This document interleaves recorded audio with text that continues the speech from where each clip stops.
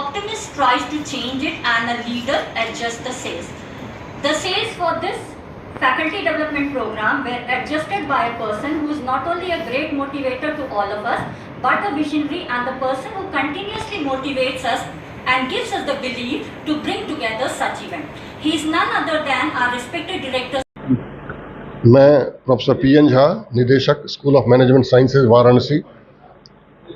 आज से हमारे यहाँ 7 दिवसीय फैकल्टी डेवलपमेंट प्रोग्राम शुरू हो रहा है।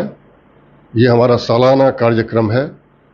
चूँकि अब हमारा नया सेशन भी 15 अगस्त के बाद शुरू होने वाला है, तो इससे पहले हर बार हम अपने फैकल्टी को, जो आज 21वीं सदी में एक टेक्नोलॉजी का लैंडस्केप जो इवॉल्व कर रहा है बड़ा रैपिडली, उससे उनको हम भली भांति अवगत कराना चाहते हैं, ताकि आगे जो उनका टीचिंग और रिसर्च होगा वो बिल्कुल as expected by the system वो होना चाहिए, उसमें कहीं कोई कमी कोताही नहीं हो।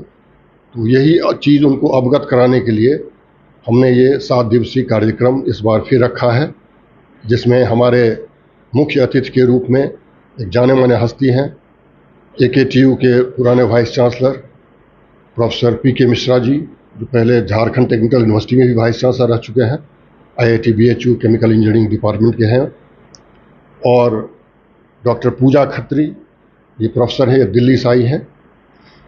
तो और भी हमारे रिसोर्स पर्सन्स हैं तो हर एक सेशन के लिए। तो इसमें जो हमारा advanced analytical tools for effective research, यही है टॉपिक। तो इसके जितने भी ऑफशूट्स हैं, इस सभी पर वार्तालाप होगी, टीचर्स को ट्रेनिंग दिया जाएगा, इंटरेक्शन होगा, और हम समझते हैं कि इससे फ़ायदा सिर्फ टीचर्स को ही नहीं, इंस्टीट्यूशंस को ही नहीं, बल्कि समाज को होगा, बच्चों को होगा। एक बड़ा ही एक अच्छा काम होने जा रहा है। सर अगर बात की जाए तो FDP प्रोग्राम में सर किन कंटेंट्स पे आप ज़्यादा असर दे सकते हैं?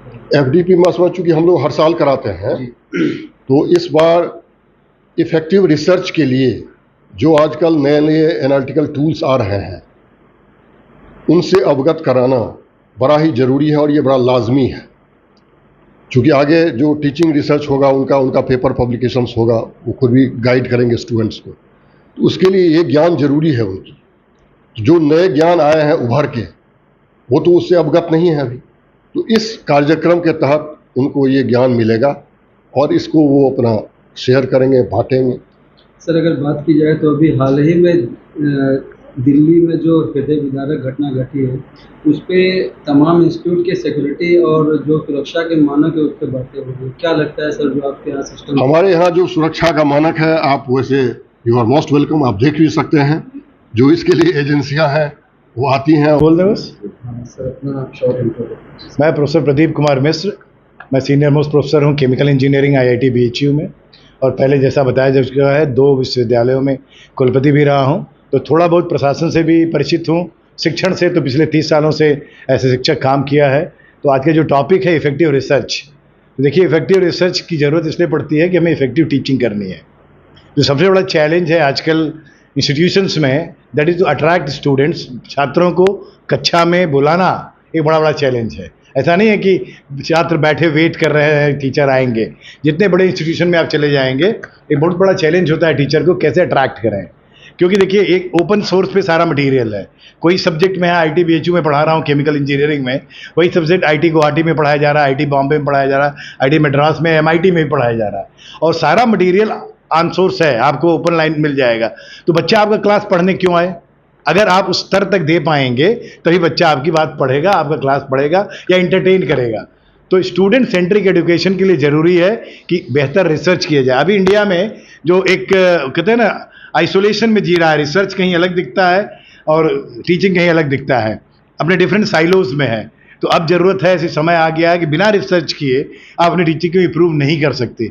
ये टीचर्स को समझना होगा, और इस तरह के जो FDPs होते हैं वो स्टूडेंट के लिए बहुत बड़ा, टीचर्स के लिए बहुत बेहतर होते हैं, क्योंकि अब वो समझ सकते हैं कि जो नॉलेज मैं डिसेमिनेट करने जा रहा हूँ क्लासरूम में, वो क्या टाइम और स्पेस के हिसाब से सुटेबल है कि नहीं, and how to improve upon that. ये आज करेंगे और अच्छे एक्सपर्ट्स आए। मैंने लिस्ट देखा है कि, और ये हिस्ट्री रही है इस इंस्टीट्यूशन की कि कभी कोई वर्कशॉप करते हैं या कोई कॉन्फ्रेंस करते हैं तो दे डू मेंटेन स्टैंडर्ड। तो शुभकामनाएं, अच्छा कॉन्फ्रेंस हो। धन्यवाद। अभी आपने बताया कि ऑनलाइन सारे मटेरियल्स मिल जाते हैं पढ़ने के लिए, तो आपकी नज़र में सर क्या है, ऑफलाइन बेटर है या ऑनलाइन?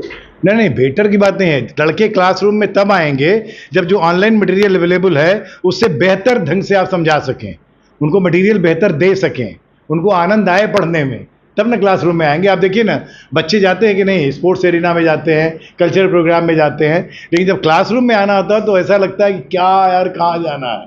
तो वो शिक्षक और छात्र के बीच की जो दूरियां हैं उनको सिमटाने में इसका बहुत बड़ा रोल है कि हम इतना बढ़िया ढंग से मटेरियल दें, इतने नए ढंग से परोसें।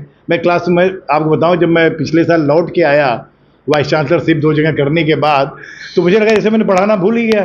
तो मैंने अटेम्प्ट किया कि यार चलते हैं, सबसे आसान तरीका है, पावर पॉइंट प्रेजेंटेशन में पढ़ाऊंगा, मटेरियल तैयार होगा, कोई टेंशन नहीं होगा। फिर मैंने देखा लड़के तो इंगेज ही नहीं हो रहे हैं। वो लड़के जो बीटेक करने आए हैं IITs में, वो थोड़ा अपने को बेहतर समझते भी हैं, भी सेलेक्टेड लड़के होते हैं, तो उनको पढ़ाना एक कठिन चीज़ है। तो जहाँ पर भी, जिस इंस्टीट्यूशन में भी अगर स्टूडेंट को अट्रैक्ट करना है तो आपको